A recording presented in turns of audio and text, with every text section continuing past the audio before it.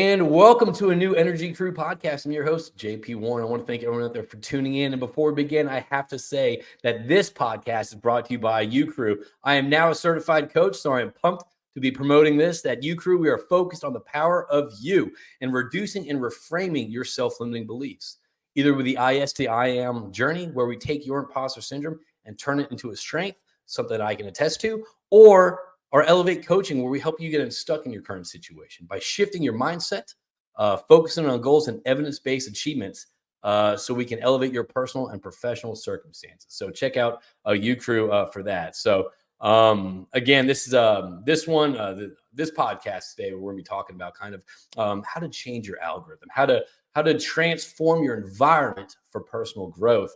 And I think this is kind of this is a subject that I think is one of it's low hanging fruit, but it has potential to have some of the probably the biggest impact, I think, to people out there listening right now. And again, what does changing your algorithm mean? I guess to kind of back up, let's talk about this. I mean, I'm sure people out there may experience this or kind of feel what I've felt before previously. How sometimes you just feel like you get stuck. You get stuck in your surroundings. You get stuck on this constant loop of whether it's the people you surround yourself with, your kind of your echo chamber, whether it's what the products that you consume, or whether it's the constant scrolling of the same doomsday scrolling that we find on social media, the same habits we get into. After a long day, you come home and you have a glass of bourbon, or you crack a beer open, or it's going to the bar after to meet your colleagues. So we often get surrounded, or we get in this routine of being in this repetitive cycle that doesn't serve us, that doesn't feed into us, that doesn't elevate our current situation. And so how do we allow more stuff that's impactful and good for us into our lives, and reduce the stuff that we don't need, that's not impactful, that doesn't serve us? So let's kind of get into that a little bit today. And that's kind of what I want to talk about.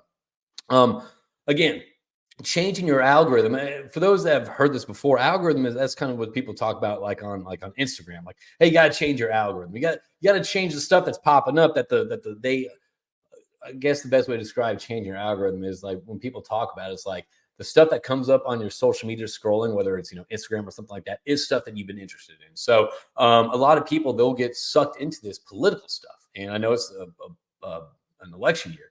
So what happens is it often drives it's an emotional response. That's how they get you. That's how the big media gets you. They want to get emotional response. So oftentimes you'll be staring at something on your phone for longer than 4 or 5 seconds, and it registers, or 3 seconds, however long it is. This person gets triggered by this type of media. Let's put this style of media in their algorithm. Let's keep this going. Let's keep them plugged into this type of content, because that's what's keeping them on our platform. So again, changing our algorithm is changing what you're allowing in your field of vision, what you're allowing in your ear to kind of shape your day and kind of shape your mindset. All right. So when we're talking about changing your algorithm, it really kind of breaks down to five different sections, or 5 different areas of your life that you can look into. Number 1 is your environment. Number 2 is the people you surround yourself with. Number 3 is the conversations that you're constantly having. Number 4 is habits, and this lowest hanging fruit, but probably has the most impact, is your social media. So let's get into the power of kind of changing your environment. I mean, this is kind of something that I can feel like. You got to sip on that Exec Crew mode coffee. So changing your environment. All right. So I'm sure people out there can relate to this. Whenever you walk into, whether it's a room, whether it's your room, whether it's your office, or whether it's your car or something, if it's not put together in a way, or it's messy, or it's kind of disheveled, papers are everywhere, stuff. You're already walking in that room feeling that stress. You're already walking in the room feeling that stressor. So what piece of your environment, what small change can you do to your environment to help you out today, to kind of help clarify you, not only give you a feeling of productivity, whether that's organizing papers, or whether that's kind of going through doing a spring or a winter clearing right now because it's December. But is that kind of going through and kind of reorganizing your stuff? The benefits of going through and being productive and having a clean working space or a room or a closet or a car, whatever your personal environment is, if it's causing you stressors, if it's causing you confusion, if it's causing you just kind of like a lot of things are being kind of dumped on you, now is your time to kind of reevaluate your algorithm. What small things can you do? Can you allocate 35 minutes? Can you allocate an hour of your time to get your environment into a standard the way that you like? What does that look like? What does that feel like? Can you put a little bit of effort, a little bit of time to change your algorithm of the environment? So when you do walk in there, you aren't feeling that stressors. If anything, you're feeling more motivated, more inspired than you are feeling demotivated and kind of frustrated that you're being bogged down by your environment.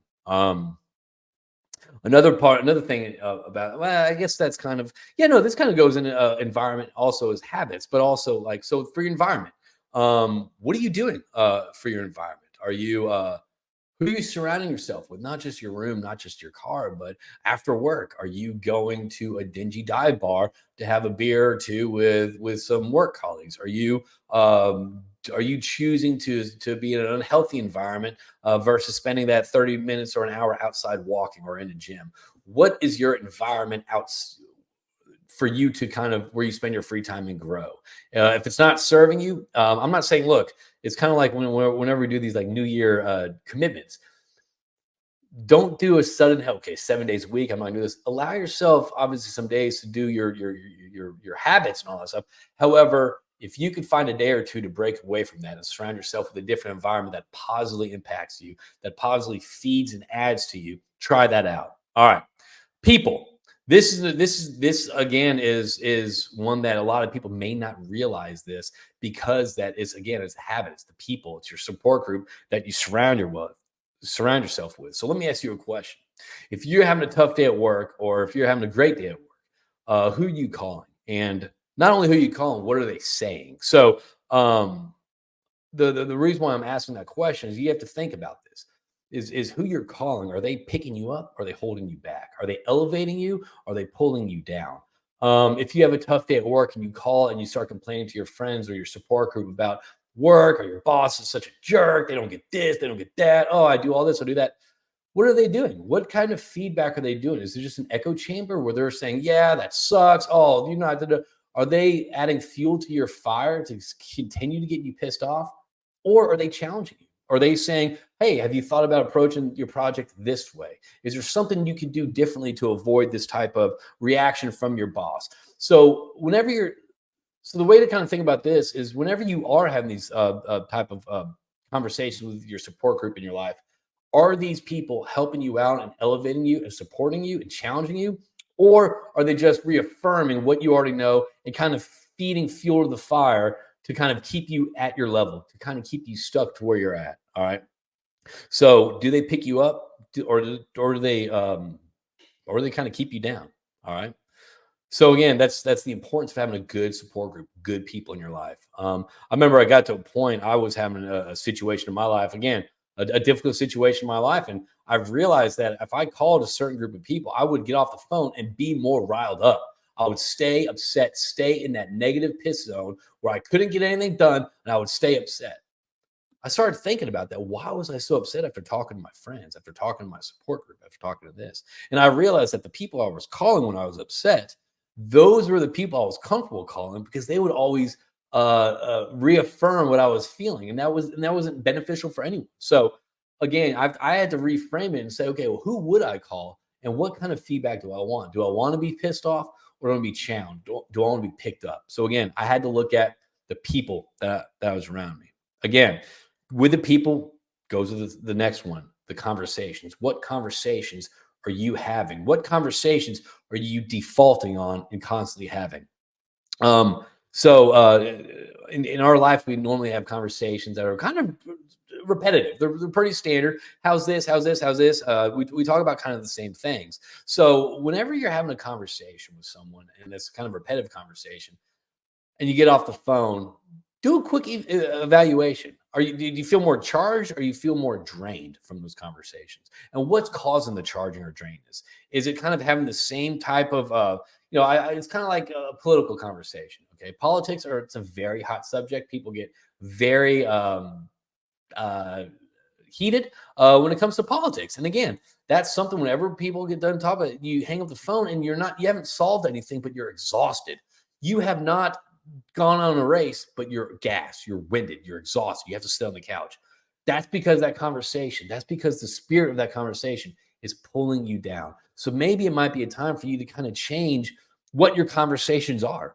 Change the focus of your conversations where it's not just this negative doom and gloom, whether it is you complain about your job, you complain about the government, you complain about traffic, whatever it is. Try to shift your conversation. Try to, instead of complaining about something, try to shift it.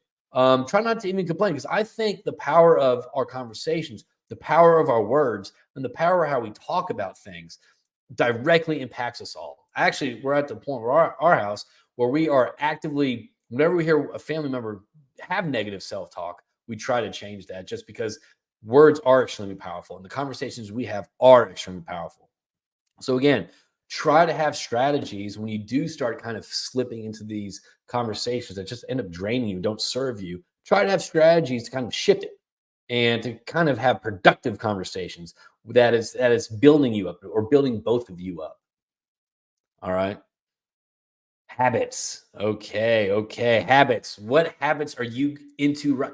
So this is how I kind of look at it. Look, we're human. Okay. We're all human. We all don't have the best habits all the time, and that is okay. All right. It doesn't matter who you think you are. We all are not perfect, and that's fine. So when you're looking at habits, you gotta break it down in three different ways. Number one, what are some good habits that you want to start picking up? Is that going for evening walks with your spouse? Is that going to the gym 3 times a week? What are some good habits that you want to start picking up that serve you? Okay. Is that reading a book? Is that listening to the number one podcast, Energy Crew, nonstop, constantly? Maybe, probably. All right. So what are some good habits to pick up? Some new habits. All right. The second thing is, what are some habits that we're currently doing right now that we probably shouldn't be doing, that we probably can reduce, that it's not serving us, actually it's probably harming us? Are we having that extra cocktail at night? Are we having we having a Zin or a cigarette or something like that to kind of cool off or something like that? What habits that we're doing right now that we probably could get out of a little bit? Honestly, and that could be social media scrolling. What habits are we doing that are kind of taken away, that are draining us? I mean, that might be, again, that could tie into the ones we just talked about. Is that picking up the phone, calling your best friend Larry to complain about your boss? Probably not. So again, these are what, so the third habit that we can talk about is, so we talked about what good habits we want to pick up, what habits we want to reduce, what habits that we're doing that we could do a little bit more of. So again, that's kind of finding those 3 different things, the habits we want to shed, that we want to include, and the ones we want to put a little more effort into. I know my effort would probably go to the gym on a regular basis. I'll do it like 2, 3 times. Like, I'm good. No, I need to make that more of a habit. And I need to reduce other harmful habits. All right. And again, with these habits, consistency is key. But is it key? No, because you need some value added activities. And we talked about another podcast. All right. And this is the easiest one. This is the low hanging fruit. This is the one I wish that a lot of people out there can dive into and listen to. So the last one would be social media algorithm. And this, I remember the whole reason this started, I was scrolling through my social media. And I think it was probably a little bit after I started a Connection Crew. And I was scrolling through it and I realized that everything I was looking at was junk. Like I wasn't being, I was getting frustrated at this entire thing.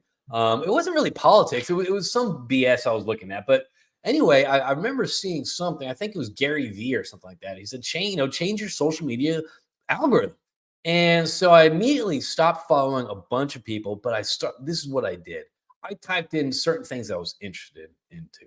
I was interested into Stoic quotes and Stoic kind of philosophies. I was interested in that, Alan Watts. I was interested in entrepreneurship. I was interested into like mindset. And I kind of typed that in. I started following random stuff and I liked. So literally within a time frame of 15 minutes, I was able to have a completely new app of Instagram up because it was feeding me stuff that I was digesting, that I was liking, that I was thriving from. I was now reading entrepreneurial quotes. I was now reading about Alan Watts quotes and ways to keep me present, where I wasn't having so much anxiety about the future. So there was a lot of stuff. There's a lot of those easy things I could do just by typing in some words to my whether it's TikTok, whether it's a link, Instagram, or whatever that is, to find stuff that kind of serves me. So again, I encourage you, I urge you to once you're off with this podcast, to follow some new accounts that inspire you, new accounts that kind of encourage you, that motivate you. So again, I want to thank everyone out there for tuning in. Again, this was all about changing your algorithm. And what is that? That's stopping, that's looking around you, that's looking at your environment, looking at the people, looking at the conversations you're having, the habits you're doing, and the social media that you're scrolling. And I think this is such an easy way to add positive changes to your life, and I highly recommend you try it. Again, hope you enjoyed this, and I hope you enjoyed future and previous Energy Crew episodes, and I hope you put your energy